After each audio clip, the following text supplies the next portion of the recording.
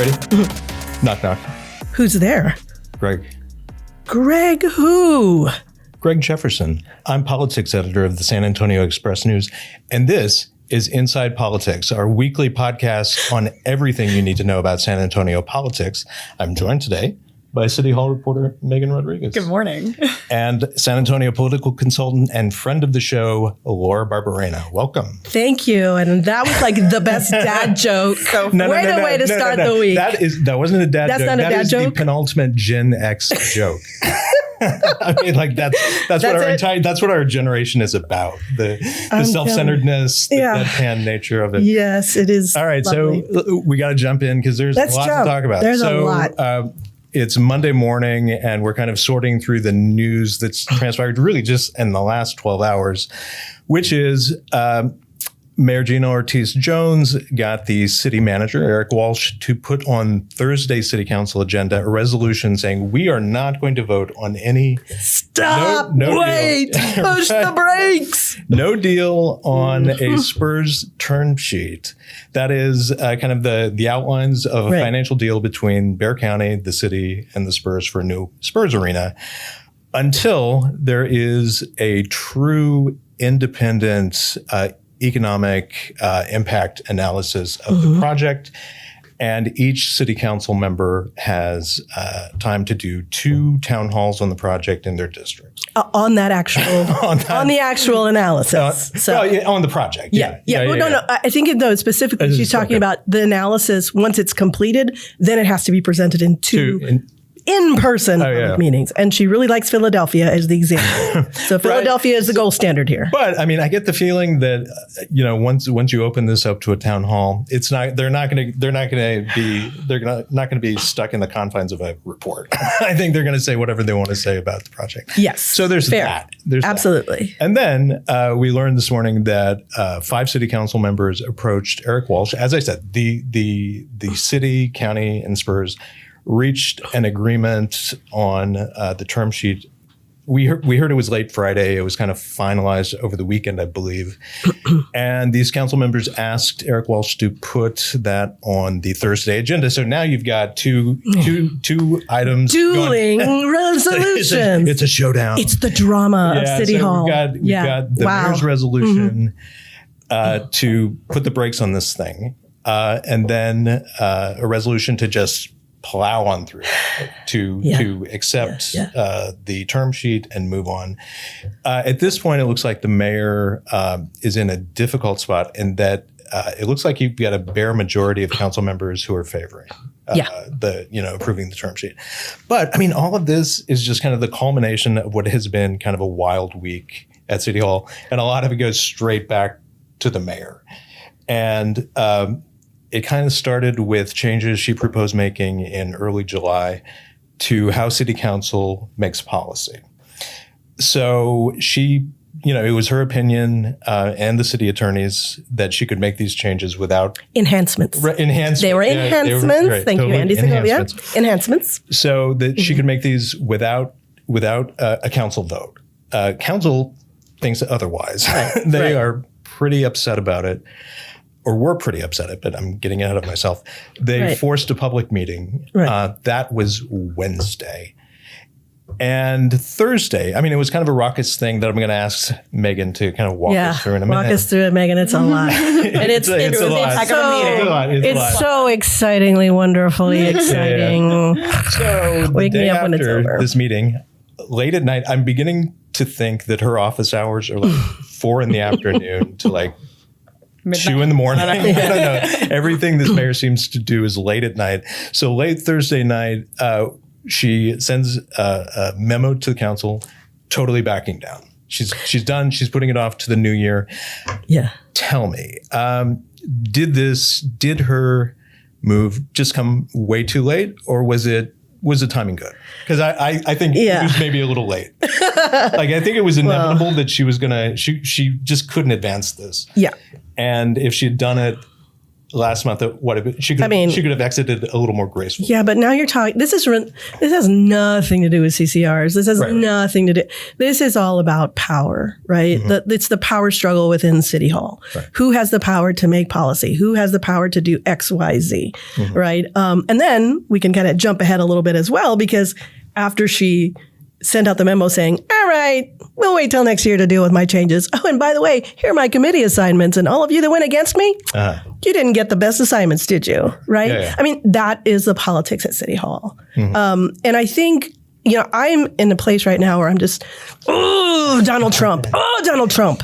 Because I feel like Donald Trump has created a politics in our society now that is just, and I'm going to borrow from John Meacham, the scholar, which is that we have become reflexive in our politics instead of reflective.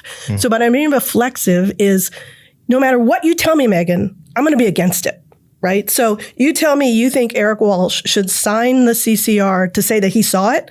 I don't care because you're against me and I'm pushing back on it instead of being reflexive. You know what, Megan? I don't agree with 10 of the things you said, but I'm going to reflect on what you said and say, you know what? Maybe it is a good idea for Eric to sign the CCR to say he saw it. Because right now, and I don't know if you want to give the background to this, Megan, about if you could please, because this to me, I think is like, I don't think it's unreasonable. Let's stop there and give us some background and kind of walk us through kind of quickly the Wednesday meeting. That was kind of the climactic thing. Absolutely. It's like what set the stage for what happened Thursday night. Yeah. Everyone was walking into it, I feel like, with some tension because it was a forced meeting, which means like that 3 council members basically went forward with what they call a 3-signature memo, which basically puts an item on a meeting, whether the mayor or city manager placed it on there or not. And it was, in their words, because they weren't getting kind of like enough action fast enough. They had talked with the mayor about wanting to have a full discussion with the council about these changes. And she said, I'll get back to you. 2 weeks pass. And they just decide, you know what, we're going to go ahead and put this on the agenda. We want to get it on sooner rather than later. A lot's coming up with the budget.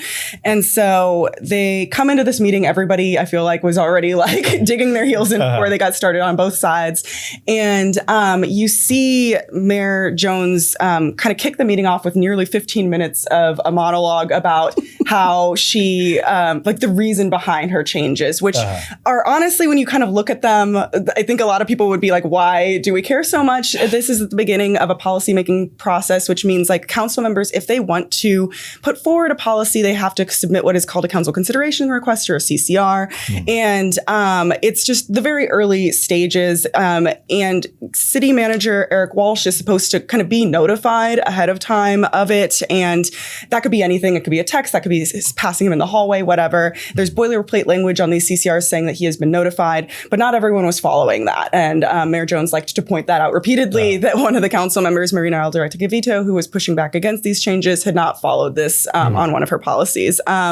There's also another, so she started saying that she needs to have like a signature on it. And important to note about that was that the reason for that was because the policy that was put forward by this councilwoman was not policy. It was a budget issue. And so that at the end of the day was the contention, right? It's like we're putting forward issues that should be budget requests rather than actual policy. And had Eric looked at it, he would have said, hey, not policy, budget. And that didn't happen. And so then that was kind of like led to this whole other debate too. And so at the end of the day, we're arguing about should there be a signature on a piece of paper that already we were saying people were being notified about. And then another one of them was like a legal screening at the beginning of the process. Basically, at this point in time, if the process is that like governance committee, which is the first step after the CCR, it goes to governance committee where they decide where to dole it out. They kind of determine like, okay, does there need to be like a legal review? Like, what do we need to look at? But now it was going to be at the beginning. So, the city attorney, Andy Segovia, was going to kind of take a look at it and say if there were any kind of legality issues. They went back and forth at this meeting because like the council members were under the impression this could mean that he could toss it out. And then she kept correcting him. That was going to be my next part. She loved interrupting throughout as soon as somebody would like raise a concern, she was brushing it off. And there was definitely frustration on both sides, just kind of exacerbation from the council members who kept getting getting tossed to the side. And well, what I loved about the meeting, of course, because we're nerds and we watch these meetings, the whole time I'm like beating my head going, oh my gosh, this is so like, why are we even having these conversations? It was dumb. But the entire time people kept going to Eric, like every council person, well, Eric, what do you think? Eric, what should we do? And Eric would be just like, well, it's what you think. And I was like, oh my God. It was just like Eric at Eric's ultimate best, right? There was one point where it's up to you. Yeah, he let out like what felt like a deep sigh and was just like, what do you want me to do? During part of the meeting. And that was like, this is like a 2-hour long debate, again, over things that I think most people would feel like are a bit minor. But I think having the city manager initial a policy to say he's looked at it, I don't think that's unreasonable. I really don't. And then Sook was like, I thought Councilwoman Sook said that, you know, we could just DocuSign, right? Like, and I thought, you mean we don't DocuSign? They literally take a piece of paper and march it around City Hall to get signatures. Like, okay, that's a little antiquated. But, you know, to have him DocuSign his initial, I don't think that's bad policy. Like, I think that's good practice. Let's do a thought exercise. Ooh, I like that. All right, let's go back in time and say you're the mayor,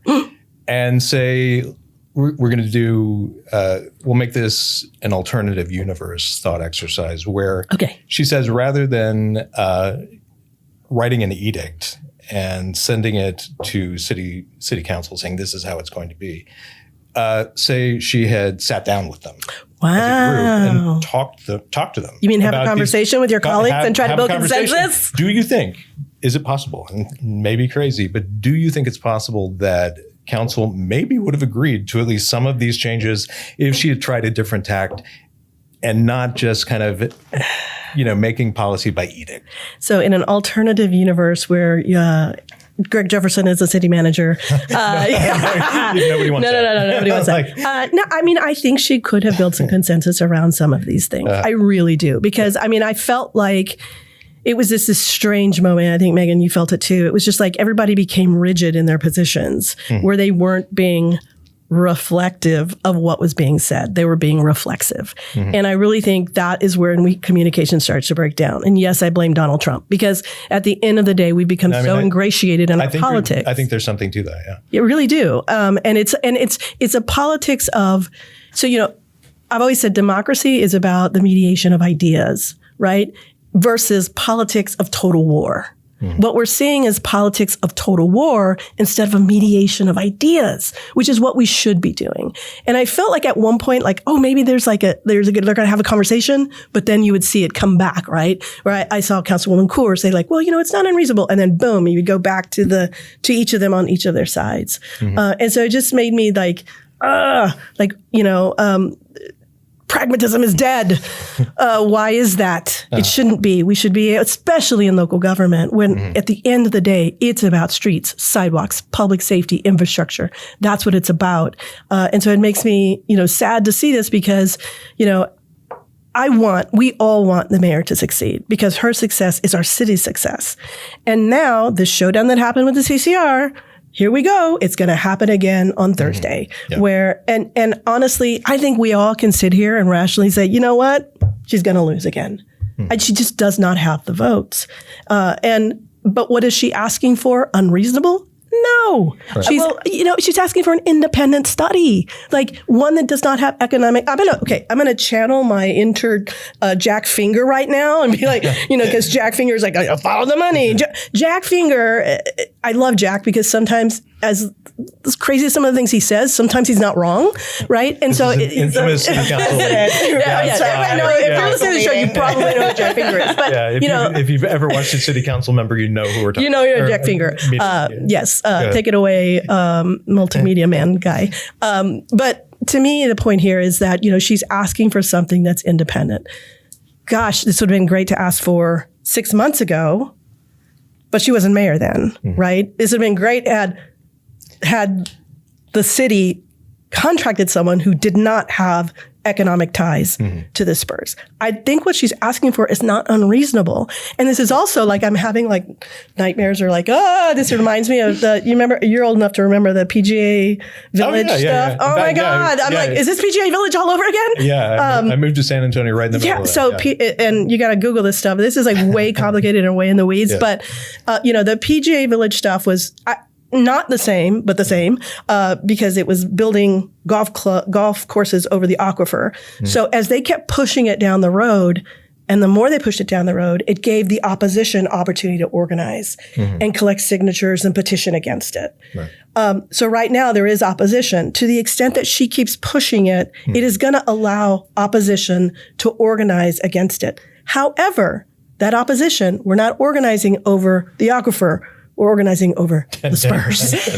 One thing that I wanted to kind of also point out about the CCR meeting also, it wasn't just those like smaller items. It was also just like who has the power to even make these changes. The council members like debated with whether or not like she even had the authority to make these changes when they did or not, when she was wanting to. And Andy Segovia, the city attorney, was saying that yes, because they're not substantial enough to impact the ordinance. And again, it was a big debate over whether or not that was accurate or not. And it looked like the council members were going to try to kind of force a vote when she eventually decided to come back and say, you know what, we're going to push this off for further discussion later. But I'm curious because you're kind of talking about this back and forth, this need to be less reactive. But I guess in both of these scenarios, in both like the CCR item with the Spurs debate, whose job is it to bend here? Like, I guess who should be budging first? Megan. So who flinches first in a game of chicken? That's tough. I don't know. I really I don't know. But no one ever asked Segovia why, at the end of the day, Segovia created the permission for her to do what she did, right? He said, it's in your purview to do this. And yet at the end of the day, she's the one, no one said, Andy, why did you give her this legal advice when I will say they were kind of calling him out and saying like, I think I respectfully disagree. And respectfully disagree, right. I'm not an attorney, but I respectfully disagree. Yeah. I don't know. Not as harshly as they were like going against the mayor. Right. Well, and it's also interesting that all this is being so public, right? I remember previous councils where a lot of this stuff was done behind the scenes, right? A lot of these fights were never done in public. It was done sort of like the dirty laundry was done behind the door, so you didn't really see what happened. But going back to Greg's point, it really is about building consensus. This is not a mayor strong city. This is a city manager strong city. The mayor only in this case, she can run the meetings. She does ceremonial things like, welcome people to the city, blah, blah, blah, blah. She has emergency management. She can claim an emergency, and like we saw during COVID with Nuremberg. But aside from that, there's really not a lot of power. She only has one vote, right? Mm-hmm. And so she has to do the work of creating consensus. And, I think about her and her approach. She's very no nonsense, right? Very no nonsense, very straight to the point.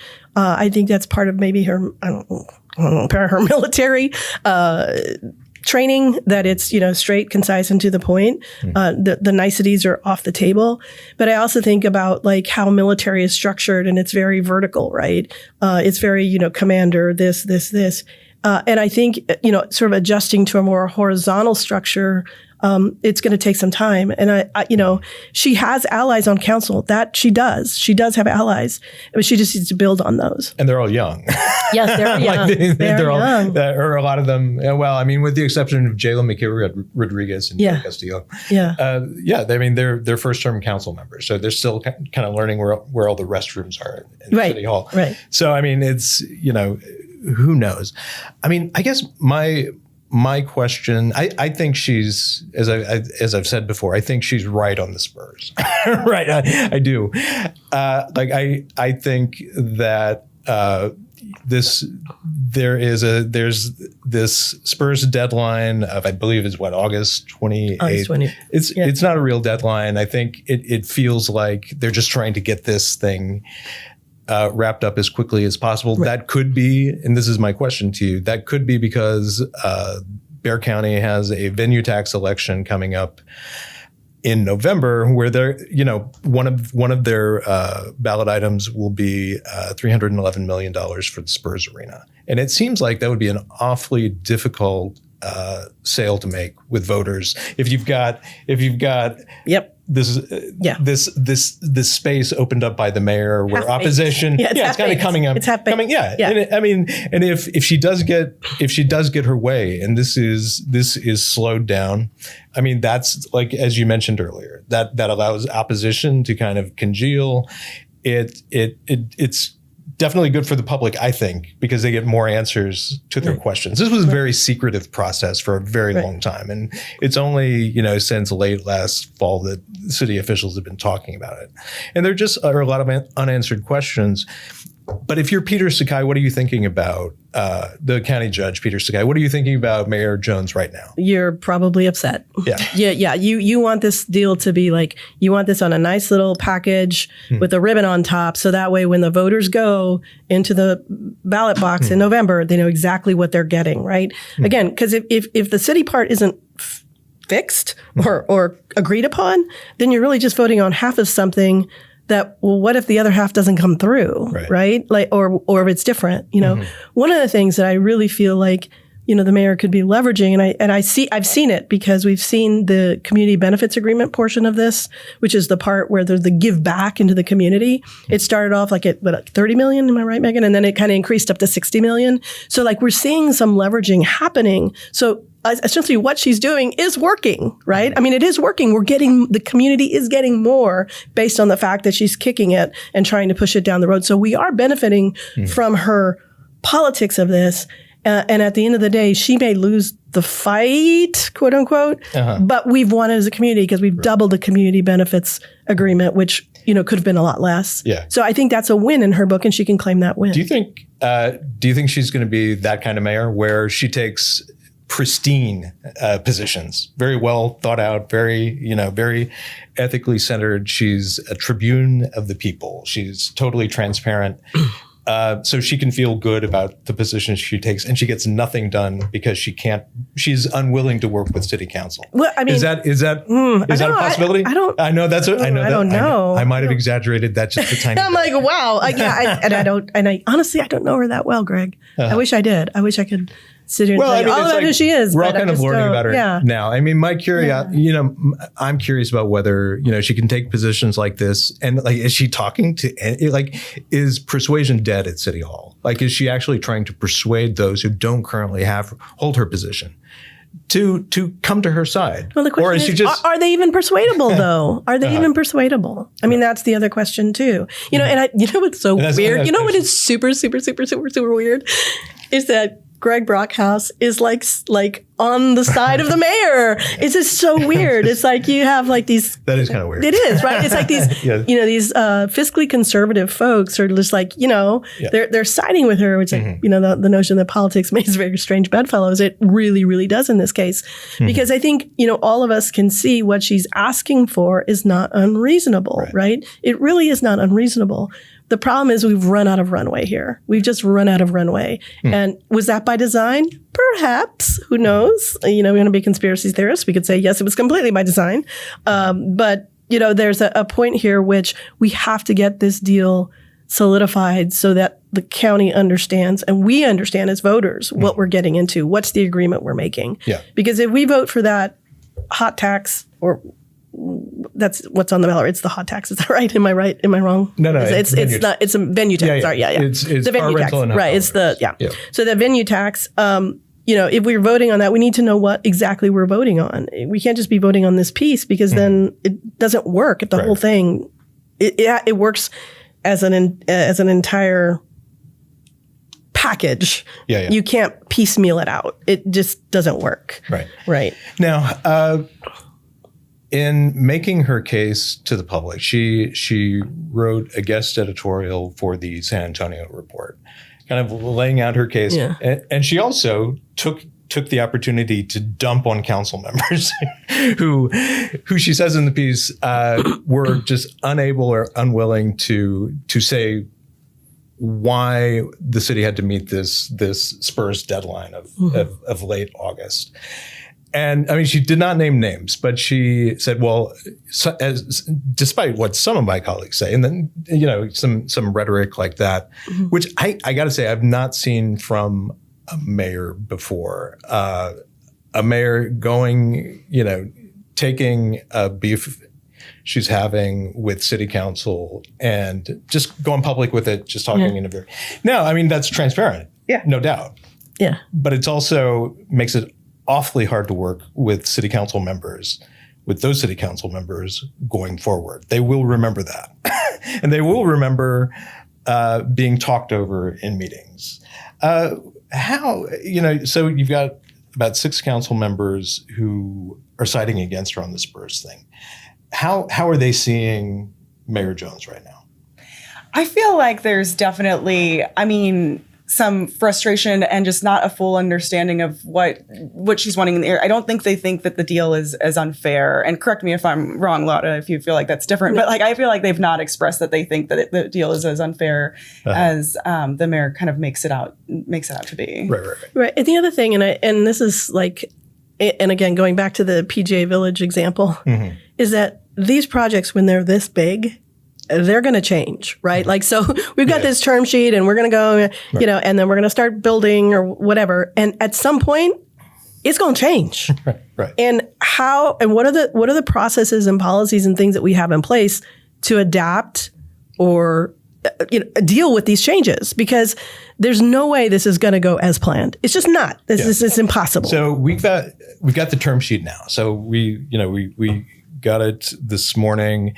It shows the cost of the arena at $1.3 billion. Spurs are going to contribute $500 million. The county's going to contribute $311. I'm old, so I wrote this down. Yeah. City's going to do $489. 98. But we're calling it $500. We're calling it $500. Yeah. They're calling it $500. So now that we know the details, how does that change things for the mayor, do you think? Well, things are going to change really quick because I think starting today, the Spurs are going to be launching their campaign.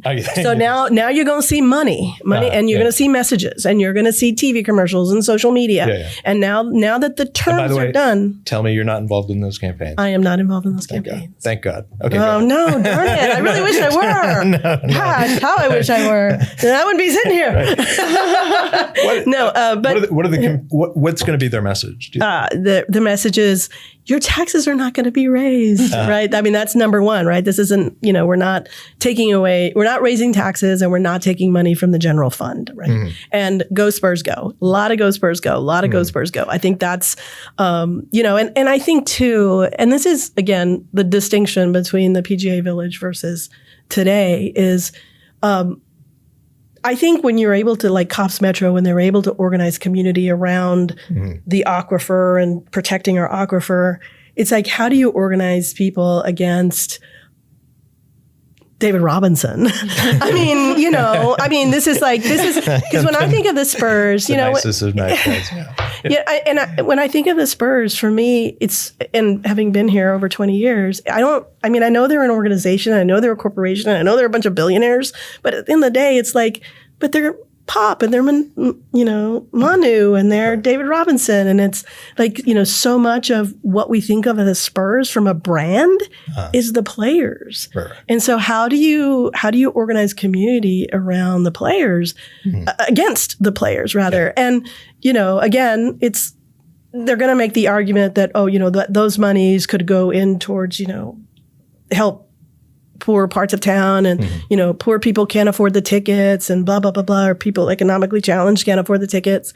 But at the end of the day, it's like, there are Spurs fans out there who have never been to a Spurs game, and they are fanatically Spurs fans because our identities are intertwined. As a city, we are intertwined with the Spurs. And I don't know how you go against that as a brand to organize community against that. It's like you're organizing against yourself. Because we are Spurs. I don't know how you do that. Except, do you think, the churches are trying to do it. Is that still true, though? Because I don't know. I kind of question that because I think that might have been true in 1999 when you had the election that paid for what became the Frost Bank Center. Yeah. But that was the Spurs right as they were taking off. First World Championship year, and it only got better from there. Here you've had a lot of losing seasons. You know, you've got Wemby. Greg.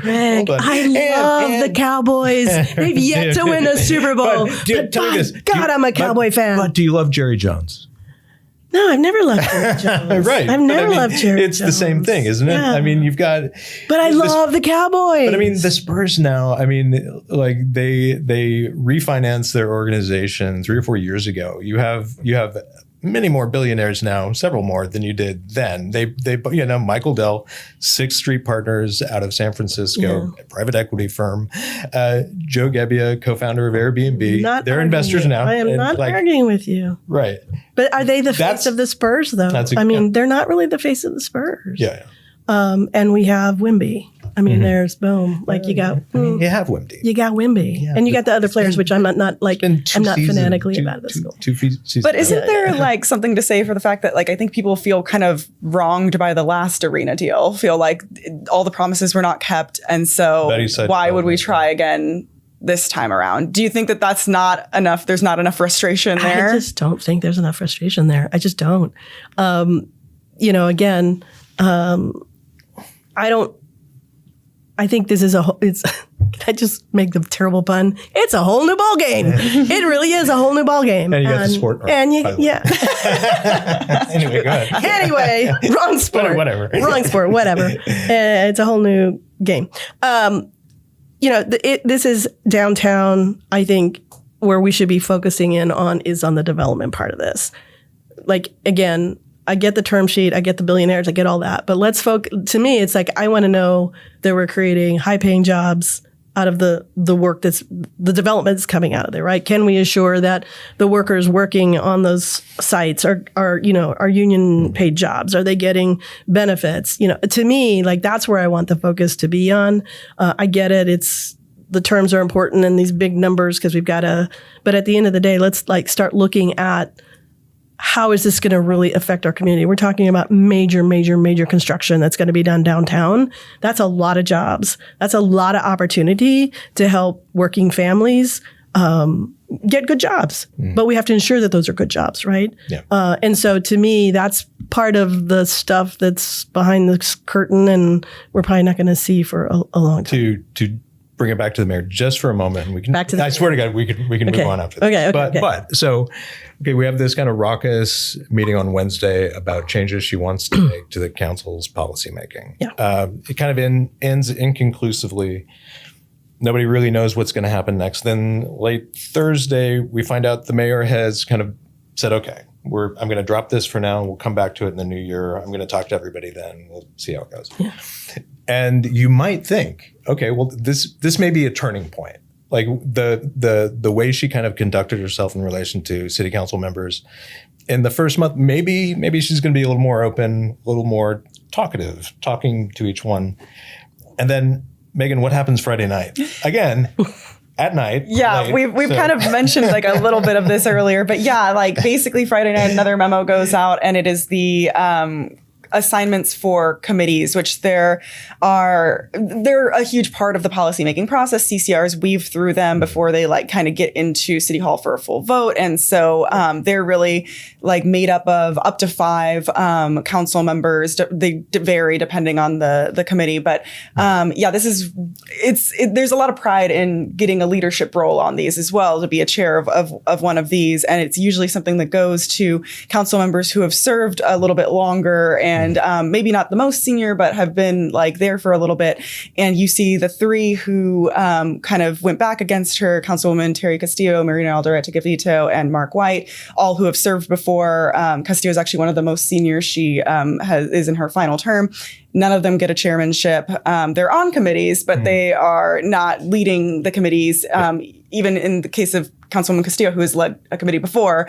And so I think that those council members. Wow. What a shocker. What a shocker that she would like, how could this happen? I mean, come on now. Like we all knew this was going to happen. We all knew this was going to happen. This was like, this is her, she's got this play. That is her play and she's going to use it. Right. Doesn't that have the possibility of hurting her more than it could help her? I mean, there's going to be like at City Hall, there's going to be a world outside of a Spurs arena. Yep. Right? And like there will she might at some point want to expand pre-K for essay, which was one of her campaign issues, right? Mm-hmm.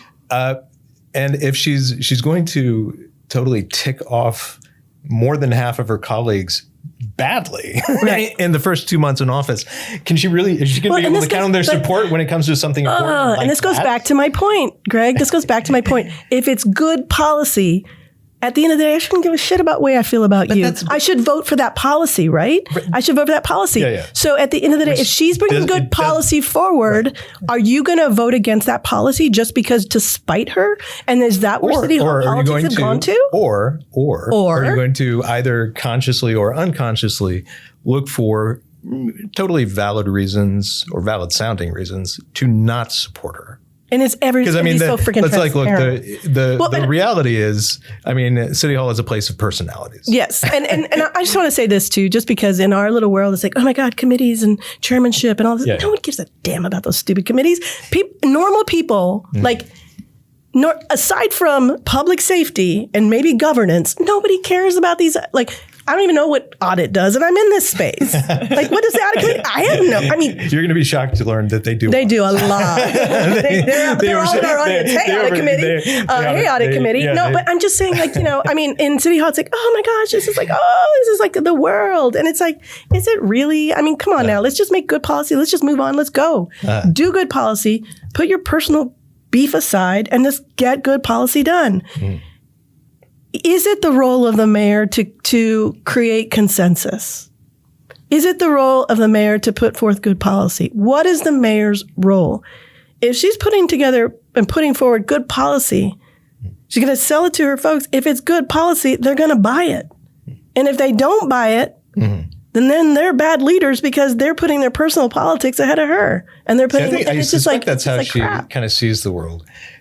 I think it's a DC perspective. Yeah, I think that's a recipe for having some glorious defeats. It's a recipe for not getting shit done. It's a recipe for not getting anything done because everybody's can pick a side and we're just not going to get anything done. Yeah.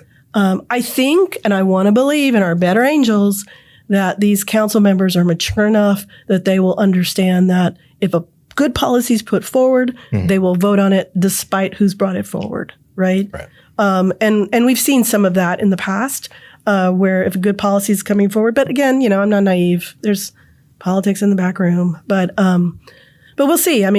These are new relationships, this is like office politics, right? Like you start off and you're like, ooh, no me caíste bien. You're not real cool to me. But then you make me a cup of coffee. Oh, you know what? You're not so bad after all. Let's talk. Yeah. So you build relationships over time. Maybe this is just we're not even in 2 months. How are we in month 2 now? Yeah. We're in month 2. 2 months. Yeah, we're in 2 months. And 1 month we weren't even meeting. Yeah. So, it's still early in the relationship just because you get off to a rocky start. So maybe no permanent damages. No. We haven't. I don't think so. I would think that we could actually get past this because it seems very personal. Yeah. It seems very personal. All right. Are we done here? Are we done? Well, we're not done here. I think we've exhausted this. Are we exhausted? Well, I think I'm hopeful that our council can get it together. I'm really going to look forward to seeing what happens on Thursday as we have the dueling resolutions to see what happens. I have a feeling that Mayor Jones is going to lose that particular battle. Yeah. But as the 80-year-olds would say, it's going to be a barn burner. So, now, wanted to move on to one of your clients. So District 8 Councilwoman Evelise Mesa Gonzalez, you've represented her since the election, right? Correct. Now, she was arrested July 24th on suspicion of driving while intoxicated. Correct. Now, since then, she has issued at least 2 public statements in which they're very apologetic in tone, but they stop short of saying, yes, I'm guilty of driving while intoxicated. Is she guilty of driving while intoxicated? Is the underlying message of that, is that it? Is that accurate? Obviously, I can't comment on certain things because this is a legal thing going forward. And so the attorneys had advised us not to speak on certain things. So I can't really address that question directly. But I will say this. I think when I started off my career in politics, one of the first clients I ever had was Mothers Against Drunk Driving. This is a topic that I take very, very seriously. I know you and I joke a lot and it's fun to be here on the show, but this is something that I just think this is not funny, right? This is serious stuff. And I think the councilwoman is approaching it in that way. I think she's being very serious about it, taking accountability and moving forward. I also think when I think about this, I think about sort of the council and what we've seen in the history of what's happened in terms of Mark White and Clayton Perry, and also just that there's not really a process in place to deal with these things. I think about, Mario Bravo was disrespectful and got censured for it. Then Mark was arrested for DWI and was censured for it before he was even gone through the process. So he was already censured for just being accused. And the same with Clayton Perry. For just being accused. And then ironically enough, when Mark White is hit with a ethics complaint and is found, I don't know, guilty is not the right word, but found guilty of ethics violations. He violated ethics code, but yet there was no censure on that. It's just so strange to me. It's you found to be breaking the rules here, but we don't censure you. But here, you're in a legal process. You're innocent until presumed guilty. You're innocent, right? You're presumed innocent until proven guilty, and yet you get censured for that.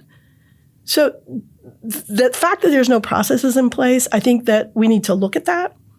I also am concerned because going into this space, I see a certain amount of permission structures that have been created around white male electeds.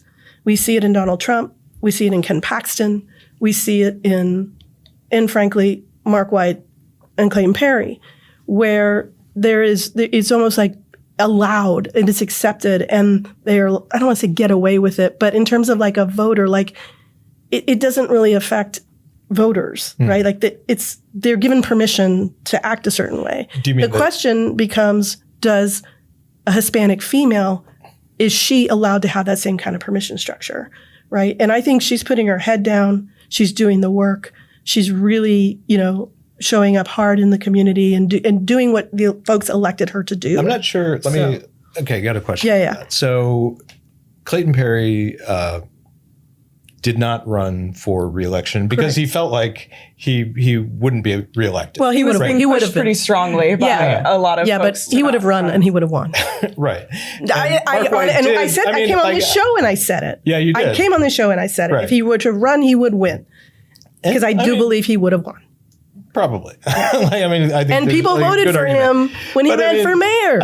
But where was okay, what did he get by with? You're saying, it sounds like when you're talking about the permission structure for Clayton Perry, it sounds he got off the hook. No, somehow. I'm not suggesting he got off the hook. He didn't get off the hook from his responsibilities to our community, and he did whatever he needed to do to make the wrong right. But I'm talking in terms of voters. Voters give them the permission. Voters say that's irrelevant to me. I'm just focusing on this instead. You don't have to do that. It's cleaner to say Mark White obviously got reelected. So District 10 voters did not, Okay. Everything I said minus Clayton. Because it's there. It's there. I'm curious, though, what you think about the fact, I know that you're talking about how there's just not a real process in place of when to censure, when to issue votes of no confidence. In the cases of former Councilman Clayton Perry, that came after he had kind of issued a statement basically saying that he had hit another vehicle. Right. And there was pretty damning evidence with the police body cam footage of him very obviously inebriated. And so as far as Mark White, also, he admitted in statements and in his video with police that he had been drinking. But he didn't admit that he was intoxicated. No. So. That's fair. He was saying that he would be able to drive. Right. But I guess we've not seen a reaction from the city council this time around. Is there an issue with having two council members, one who's still even serving, who were reprimanded in some way, and then having somebody who it seems like the council is going easier on? I know that she didn't have the exact same scenario, but I think a lot of people watching the video from her arrest would kind of question why there's maybe not any action taken. Again, I think this comes down to there's just no policy in place. And again, to censure someone for being accused, what if, hypothetically speaking, a council member gets arrested in Austin for demonstrating because of the protest? So that person gets arrested. So now do we censure them because they were arrested? So now it starts to get very, very muddy. Does an arrest constitute censure? Or does the kind of arrest? Okay, well, now if it's the kind of arrest, well, what arrest do? And now we start going into this abyss of splitting the atom. This is how do you do this, right? Unless there's strict policy in place, I think it's very difficult. I don't know that Mark White should have been censured. He was not guilty at the time that they censured him. He had only been arrested. And I don't think it was fair to him to have him been censured for just being arrested. But again, that was that council. That's what they decided. Fine. That's what happened. I don't know if that makes sense moving forward.